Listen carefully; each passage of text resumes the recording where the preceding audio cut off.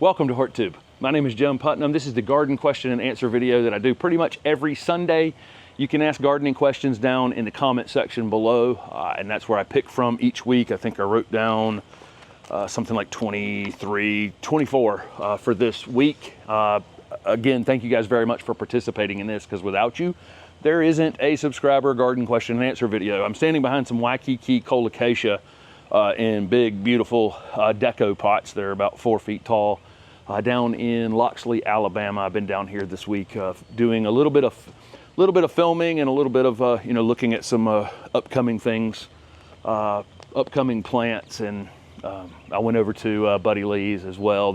I got a video for some nice looking things from here in Loxley, and then a little bit of content with Buddy Lee over in Hammond, Louisiana as well.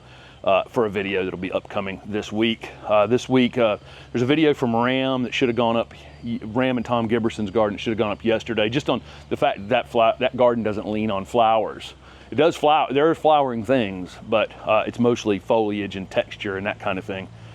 And then some questions I had gotten from the open garden event that I made a video for, and then a walk around tour with just the bird sound in the back of it as well. Those were the videos that went up this week. We're doing a special on the weekly garden planner from now through July for $30 off the weekly garden planner. During the month of July, we're going to put up, right now the monthly garden planner is March, April, May, June, and July. We're going to be putting up August, September, and October during the month of July. August is already shot, and those will be going up this week. But so through the month of July, it'll be $30 off.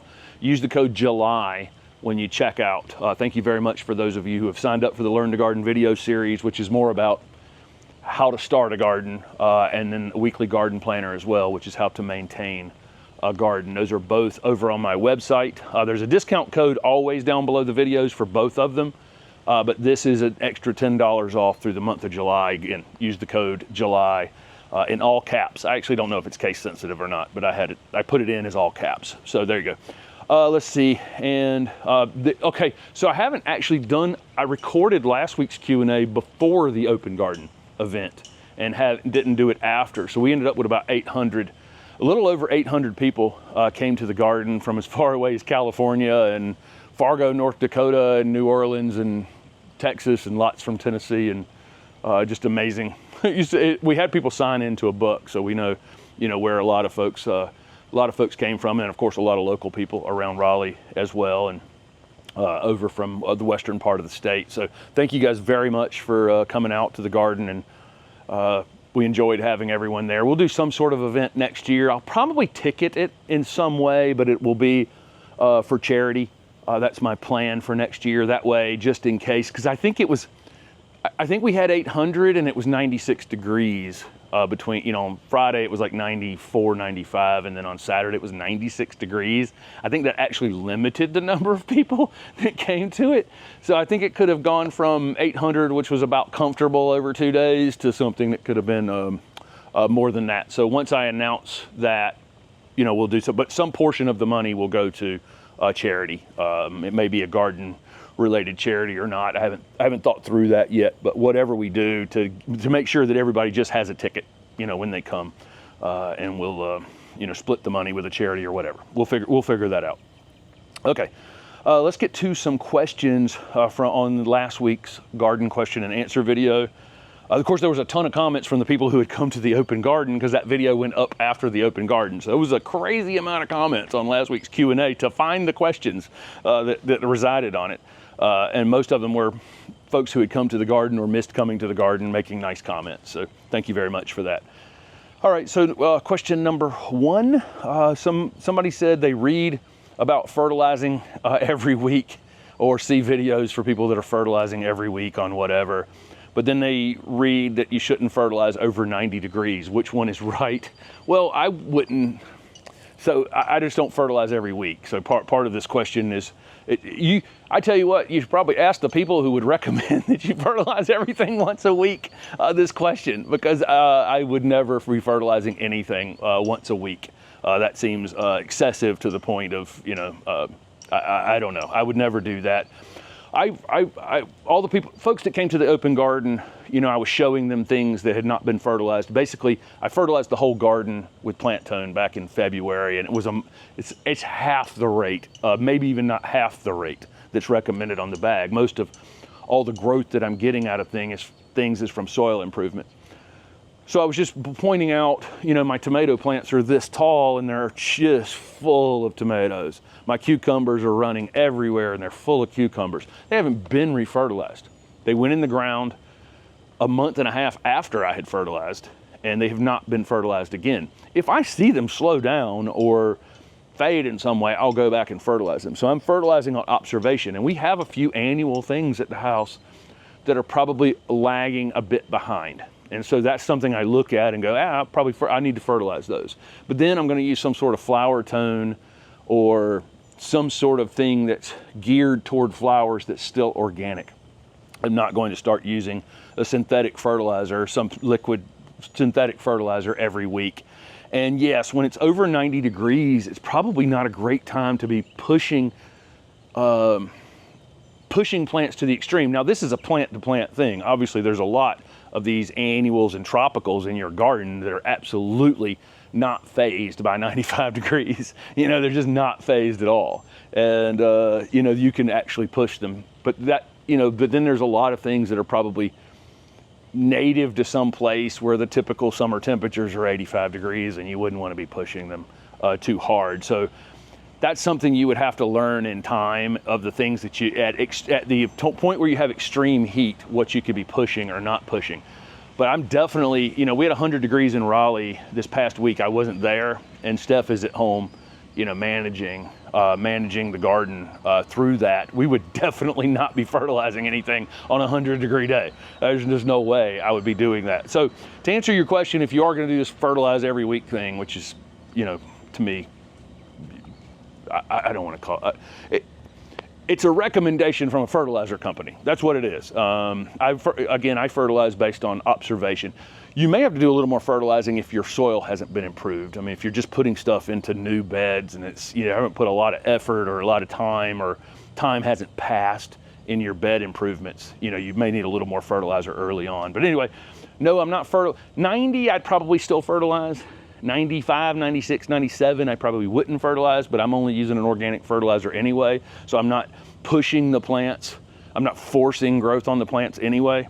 But if you were doing that fertilize every week thing, I'd back off in extreme heat. Okay, let me see. Number two, I call this sudden death season. Okay, so I'll get the occasional question, you know, plants just drop dead. I mean, I've got a Rosa Sharon at the end of my street that, you know, I saw half of it dead before I left the house. And of all things, Rosa Sharon, you know, just dropped dead. But this is the time of year that stress-related, you know, drought, stress-related overwatering, you know, some parts of the country are just flooding, you know, of course, at the same exact time, other people, you know, are begging for, you know, a drop of rain. And then the temperature-related issues. You can get too much water combined with hot temperatures, or too much, you know, not enough water combined with hot temperatures, all kinds of things. And we can get just kind of sudden death in plants. I think my Caryopteris at the house has died. And I don't know yet. I can't figure out whether, I know I didn't overwater it. It'd be almost impossible to overwater something in the drought situation we have in Raleigh. But I haven't really taken a look at it yet. I'm going to when I get home. Steph said the rest of it had kind of died out. I'll be home by the time you're watching this video. But I had seen a branch or two right before the open house was in the process of dying. So those kinds of things can be voles from under the ground. They can be drought related. They can be, again, wet related, all kinds of things. But this is the time of year when you have extreme temperatures. If that plant was under some sort of stress leading into it, it's going to be exposed. So don't consider yourself a bad gardener if you lose a couple things during these kinds of times. This is when the nurseries are going to be losing some things. Weird disease issues are going to show up. Insects that they don't normally see may show up. All kinds of things can happen during these extreme events because they're basically exposing something that was going on with that plant you know, before that happened. But I do call this sudden death season. It always happened at the nursery too. We'd be growing the most beautiful crop of gardenias, and then all of a sudden, one after another, we'd get Phytophthora root rot, you know, in these 98 degree days. It just sudden death season. But you will lose a couple things potentially during these types of situations. So someone won a butterfly candy butterfly bush. We gave away quite a few plants. I think 20 plants plus. So Soil Cube Compost gave us compost. So there were, if you read through the comments from last week's video, some of the people that, you know, they had won compost. Pro Plugger had sent us a couple Pro Pluggers, and those were given out. Southern Living Plant Collection, butter boxwood. There's a field of better boxwood over here next to me. I'll put a photo. I'm gonna put a photo of it on Instagram today of the better boxwood over there. Sunset Plant Collection, Butterfly Candy, and did I say Southern Living Plant Collection? Encore Azaleas sent us hats and plants and all kinds of things that we gave out. But they want a butterfly candy butterfly bush. Wanted to know if they should plant it now or wait. I mean, I'm not going to put it in the ground if it's 98 degrees. You know, I probably will hold that in park shade somewhere and just water it, you know, once a day well, so that the water it till the water's running out of the bottom of the container, you know, and then wait until it just moderates some. But butterfly bushes are tough. I mean, they're really tough plants. But even tough plants, I don't want to plant when it's 98 degrees outside. I'll let it back off. Our normal temperature in Raleigh, middle to late June, is 89, 90 degrees. That's our normal daytime temperature. So if we're 10 degrees hotter than that, I'm probably not going to plant. But if we fall back into that normal range of temperature, I probably would plant it. It's just, you're going to have to water it in the ground or in the container. So what's the difference really, as long as it's not extreme temperatures. So somebody said at the open garden, their niece took photos of all the hydrangeas and now wants to grow them. You know, so I wrote that down just because I think it's super important that young people are in gardens and involved in gardening. My son, I remember, would eat bell peppers just, you know, right out of the garden. Bell peppers, you dig up a carrot, whatever it was. You know, if you bought it from a grocery store and put it on their plate in the house, they don't necessarily like them. But if they're involved, I've always found if they're involved in actually growing them in some way or picking them or something, they'll put on a face even if they don't like a bell pepper and take a bite of it and tell you it's terrific. You know, just because they're part of a process. So I think it's super important, you know, to have kids involved and not have them think, you know, carrots grow on trees or, you know, strawberries grow on trees or whatever. You know, there is a disconnect now between, you know, our farm communities are so isolated from our, you know, urban and suburban communities that I don't think there's enough interaction between, you know, young people and, you know, where their food comes from, you know, how flowers, you know, what flowering plants and trees and all of those things. There's just a giant disconnect. So, you know, just commenting on that comment that it's good to have their participation in it is what makes them kind of motivated to be part of it. Okay.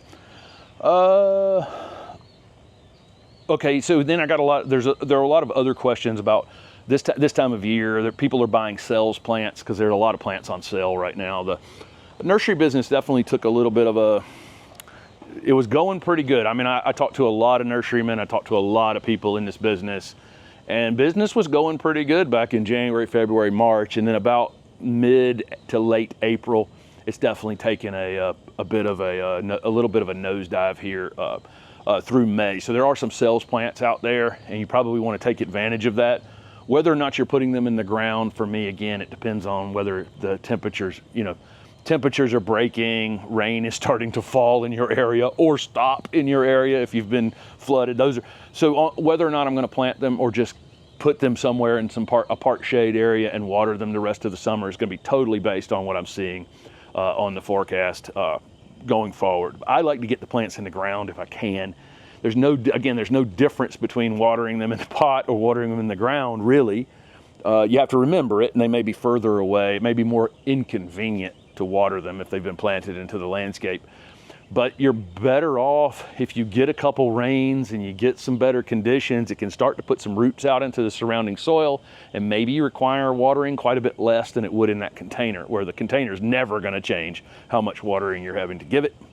Okay, somebody said, I had made the comment about removing plants in order to get rid of something like Bermuda grass from a bed. And they were saying that they had removed perennials from an area, and then the Bermuda grass just is, you know, you have to be super careful that you get the Bermuda grass out of the roots of the plants that you're pulling out of the beds before you put them back in, because they basically did what I said and then, you know, put the plants back in, but they had not really gotten all the Bermuda out. And it just takes, man, in an improved bed, like a raised bed of some kind or some sort of vegetable garden you've been working on, that Bermuda grass can just run through it so fast. In loose soil, it really moves through it very quickly. I think that's number 6. Somebody's got western exposure. They didn't say, I don't think they said what zone they were in, but their front door is basically cooking, and they wanted to put a small tree out there, and they were thinking about Vitex or maybe various viburnum or heat-tolerant Japanese maple. Even the heat-tolerant Japanese maples may not like your western exposure. One of the things about the western exposure spots on the front of a house is that it builds up heat in the late day and then it releases it during the night. So your nighttime temperatures on that wall are going to be higher than other areas. So keep that in mind. That can be a spot that doesn't cool off enough at night. And you know, your Japanese maple could be, even a heat tolerant one could be damaged from that. I think Vitex is probably the best way to go. They just put viburnum. There are viburnum that would take that kind of intense heat, like, you know, Chinese snowball viburnum probably would, but not all viburnum would. So I can't really speak to the group of viburnum because there's so many viburnum from all over the world that a lot of them require different kinds of things. Some of them are, and they're all different kinds of shapes, sizes, some evergreen, some deciduous, some with pleasant smelling flowers and some with really funky smelling flowers, some with no smell to the flower. Like viburnum's all over the place. So I can't speak to it unless I knew exactly what viburnum you were looking at, but Vitex would be a good choice. They're super, super, super heat tolerant. Let's see. How deep would you have to put a barrier for running plants? Like my Monarda that I have at the house that runs, when it goes to sleep in the winter, it wakes up in the spring much wider. I've got we've got several perennials that do that. Lots of perennials do that. Bamboo does that. You know, lots of plants can, you know, when they wake up in the spring, you know, come up in a much bigger footprint than when they went to sleep. It completely depends on the how of the plant as to how deep you would need to go. Most of these perennial plants like that, I don't think the barrier would have to be more than 6 to 8 inches, maybe 10, 12 at the most. But that barrier that Ram and Tom Giberson have around that gold bamboo at their house is about 3 feet deep. So that's, you know, again, it depends on the aggressiveness of the plant, really, as to how deep you would have to go to put in a barrier. I really think at the point where you're spending, I mean, they spend a lot, that barrier is concrete and steel, you know, wrapped around that thing. But that gold bamboo was important enough to her. It reminded her of home, that she was willing to put that effort in. But I don't know that just on if I've got a plant that's going to be that out of control that I need to put some sort of barrier in to stop, I might just eliminate that plant from my garden. And, you know, I don't want it to get completely out of control. Just a thought, you know, is that I have 2, 3 of these plants that are like that, but I'm still luckily, thankfully, capable of going out there and getting them under control. If I thought at some point that I just kind of got tired of that type of labor in the garden, those plants will be eliminated at that point. Got a sedum that does the same thing. Okay, somebody said, how about watering flower beds with overhead sprinkler? Yeah, you can absolutely do that, and I do that. You know, if I need to water an area that's, you know, one of our big annual beds, I'll put in overhead irrigation. You know, I'll put in a sprinkler over top of it and water it. It may not be best to do heavy watering right in the middle of the heat of the day. Do it early in the morning is probably the absolute best time to do it. And then when it's super, super hot, like when it's 100 degrees, I had Steph go out and just go around the garden and just kind of do a mist, basically. You know, hold your finger over the end of the hose and do a mist over everything. That water that's on the leaves, like it's on this calicacia here, that water as that water evaporates, it cools the air around it. So despite the fact that I'm in southern Alabama right now, and it's probably at this point 83, 84 degrees early in the morning, this water on this leaf is keeping this plant cool. So I will spray a little water over the top, but my general deeper watering with like an overhead sprinkler would be early in the morning if I could. Lots of comments on the patio from the garden at the house. Thank you, all the folks who like it. I did a lot of, that was my past, you know, when I was a full-time landscape contractor, was doing lots and lots and lots of patios. And I showed off one other at a garden tour last year or the year before down at Suzanne Edney's house, where it was an old job where I had taken a concrete sidewalk and just dropped it and busted it up into pieces and then rearranged it into a sidewalk. I thought that was one of my better patio sidewalk installations that I ever did. And it was just it was the concrete they already had, but broken into chunks and then rearranged so then moss could grow in the middle of it and that kind of thing. If you saw that video. So somebody said, you know, I got a lot of nice comments from the tour, and they thanked the staff as well. So my son Charlie was there. He came and helped on Saturday. I enjoyed having him here, and thank you guys who, you know, he's very lucky. I've got a good young adult. He's really fantastic, and I think some folks enjoyed meeting him. And then the other person I had there was a friend named Doug Wright. He's been in a video from a Pender Nursery video from 3 or 4 years ago. Doug and I have known each other. We worked when I was 16, I got a job at a garden center in North Raleigh, and Doug was already working there, and he was my boss for about 5 years at Rake and Hoe Garden Center. So I enjoyed having him there in the garden as well, answering some questions for folks. So sometimes, okay, so this person has put down wood chips the last 3 years and they haven't really seen any soil improvement. That's the kind of garden I would till. Okay, so I've talked many times about, you know, you hear all the times about no-till farming, and, you know, we're try not to flip the soil over in farming operations or anywhere, because every time you flip the soil over, a rain event comes along and washes soil away, wind blows the soil away. Trying to rebuild these soils that we've damaged by tilling them so much in the past. And at this garden at the house in Raleigh, I tilled the vegetable garden. I tilled the 2 spots where the sod went originally, that were originally grass areas 3 years ago. But that's all the tilling that I did there, because I said in last week's Q&A, or no, I said in the tour video this week, I was talking about how this soil that I was on wasn't in terrible shape. So I could just put the compost and wood chips on top of it, and that took care of everything. And now the garden, fast forward 4 years, the garden looks great. This person is obviously on some sort of really tough situation. They're putting the wood chips down, and it's just not changing. It's not changing the soil. Again, that's a spot I'm gonna till. I think it needs to be tilled once to get some compost down in that soil, and jumpstart it that way. And I've, you know, on landscape jobs in the past, that's how I kind of, if it was new construction, I think it needed to be tilled one time. I think you need to get, you know, flip the stuff over, get the compost down. I probably haven't said that enough, but if you have a really, really bad spot to start with, I would get some compost down in it. My vegetable garden, I wanted to get some organic material down into that clay base. I mean, there's tomatoes and peppers and okra and all those things don't necessarily like growing in heavy clay. So that's why I tilled it the first time, but now won't be tilled again. It hasn't been tilled since, and it won't be tilled again. But that's a spot I would till. Okay, another comment from the open garden. Someone said their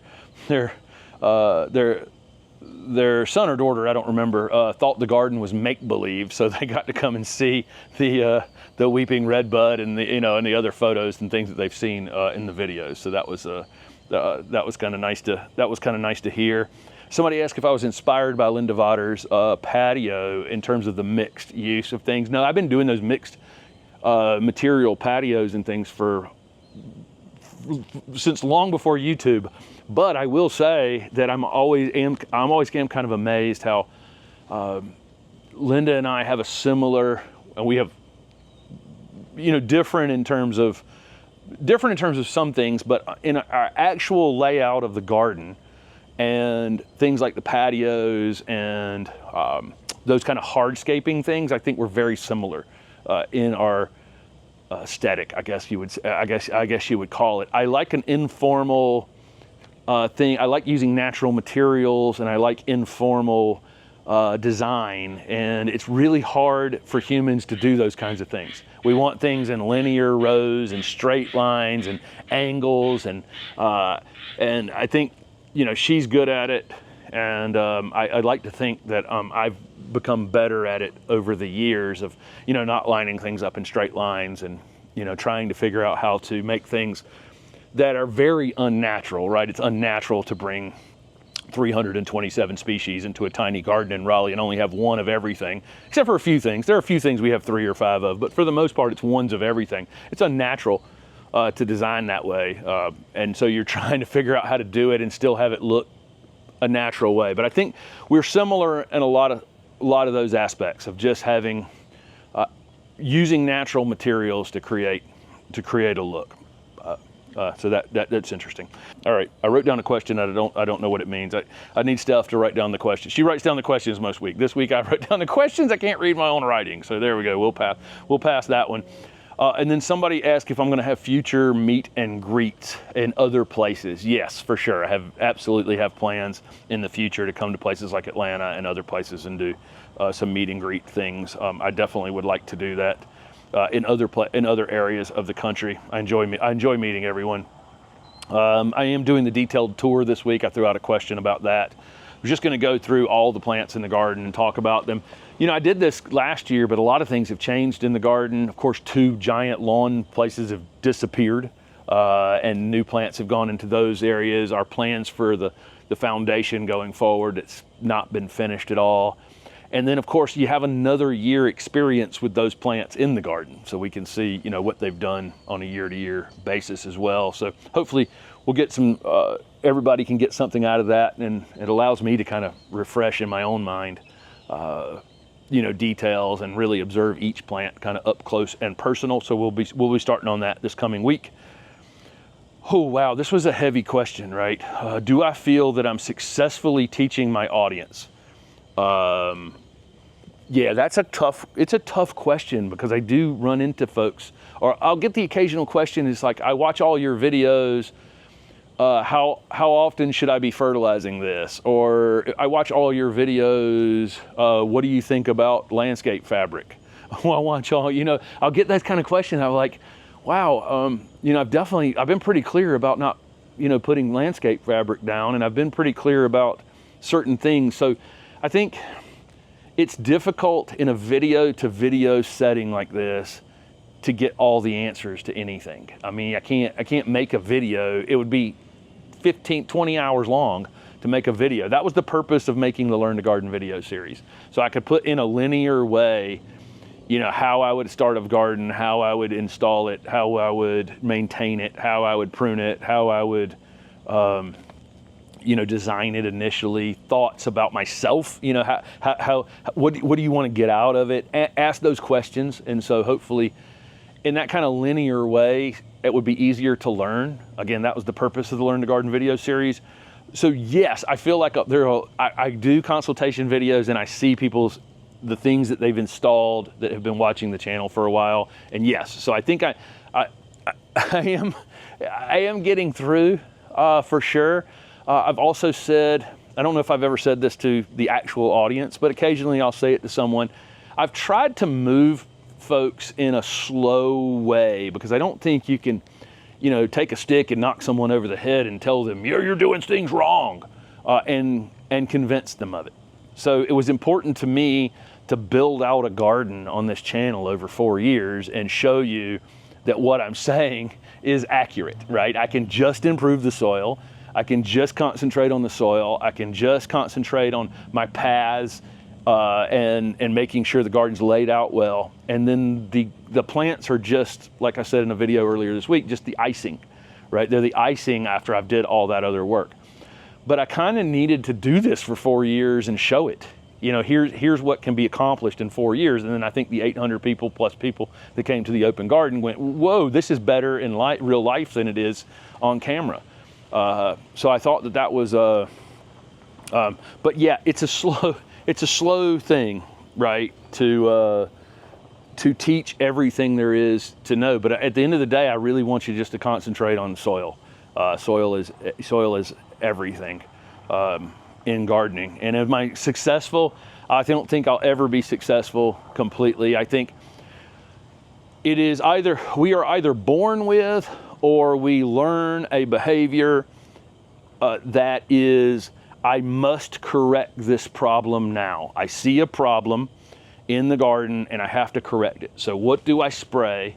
What do I do? How can I respond? How can I kill that evil thing that's messing with my thing that I bought, and I paid my good money for?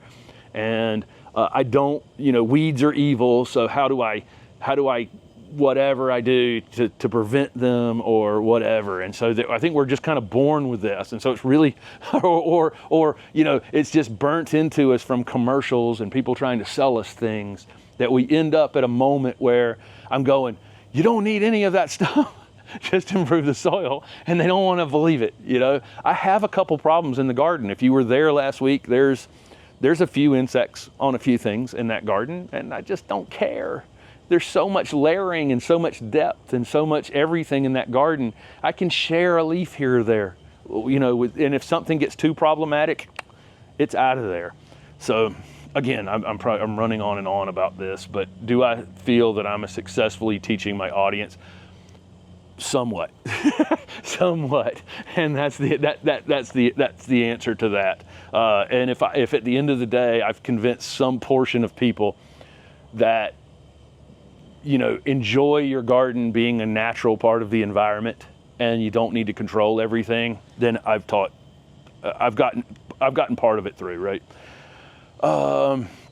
Somebody asked about protecting tomatoes from squirrels. You either have to net them this time of year, especially if you're in the band from Raleigh down through Atlanta and over to like Huntsville, North Alabama, where it hasn't rained very much, and it's so dry. The squirrels are definitely coming for that water in your tomatoes and other things too. They need that moisture that's inside of them, and so that's what they're doing. And they'll just frustratingly take one and bite it and throw it on the ground or whatever, but you have to net them to stop it. There's no other way. But that's what squirrels will start coming for things that have moisture in them. The animals know there's water in these things and they will come for it when it's this dry. So and also if you have a bird bath, keep that thing full this time of year. The birds need that water. If you're in these dry areas, obviously not if you're getting regular rainfall, but if you're in these dry areas, and that'll be also a place where the squirrels can go drink and other things can go drink, so that they hopefully don't have to come for your tomatoes. Okay, so the neighbor's shed. I've gotten more comments about the neighbor's shed recently, and the reason you're seeing the shed more is because I took down what I was going to be a greenhouse in that back corner. People wanted to know if I was going to be screening it. We already have planted the screening plants there. It's just time now.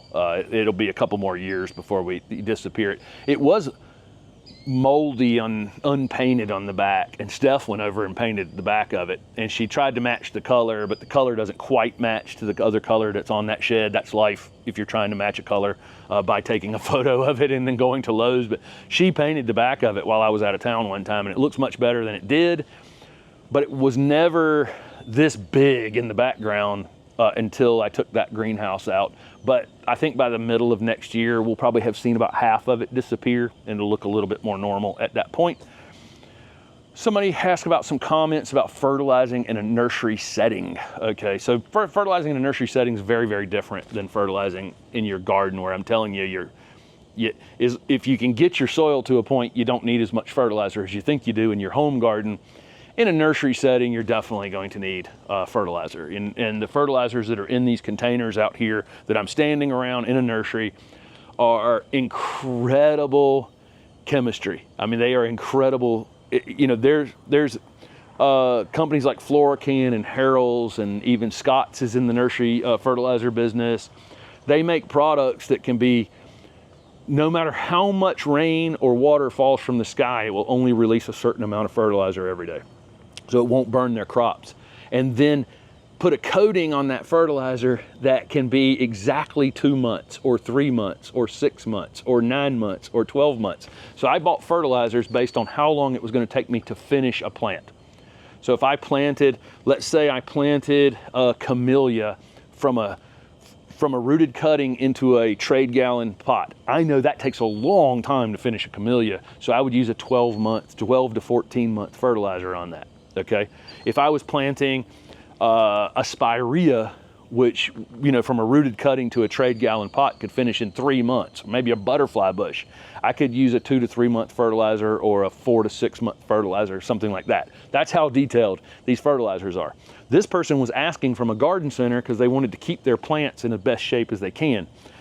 Keep in mind that I was planning my fertilizer to be running out as I was selling that plant, because I'm assuming the next person on is putting it in the ground or they're potting it into a larger container. I sold most of my plants to other nurseries and they potted them into larger containers. So I didn't need the fertilizer to last any longer than it took me to get it on a truck and get it out of there. I didn't want, because obviously, as you would expect, the 2 to 3 month fertilizer or 3 to 4 month fertilizer is quite a bit less expensive than the 12 month fertilizer. So I wanted the shortest fertilizer I could put on it and have it run. So if you're receiving plants at a garden center or you're receiving plants that you're buying someplace, that nursery in all likelihood are very good at making sure they didn't spend extra to grow that plant, and that fertilizer is starting on a decline probably. Sometimes not. Sometimes they've had to refertilize something to get it finished, to get it to you. So this is not always the case. But if you receive something at a garden center, or if you buy these sales plants off these racks and you can see that they're clearly off color, they're not thriving like they should, I would definitely be refertilizing them. So if you're in that garden center especially, I would acquire a 2 to 3 month nursery fertilizer and be prepared to put a spoonful on each pot of some things that become off color to keep them looking good for your customers, because a lot of times, you know, you'll hold something maybe for 6 months. That fertilizer is definitely running out during that 6 months. So hopefully that answers that question. And that was it for this week. I skipped one. I want to put a little more thought in before I start throwing out answers about chemicals in a video. So thank you guys very much for following along. Again, the weekly garden planner is going to be $30 off the last few days of June here and all of July. We're going to get 3 more months up on it. I think it's a pretty good tool for teaching you how to maintain your garden on a month-to-month, on a week-to-week basis. It's actually broken down into weeks. Again, thank you guys so much for watching. Ask gardening questions down below, and I'll be back in the home garden in Raleigh for next week's Q&A.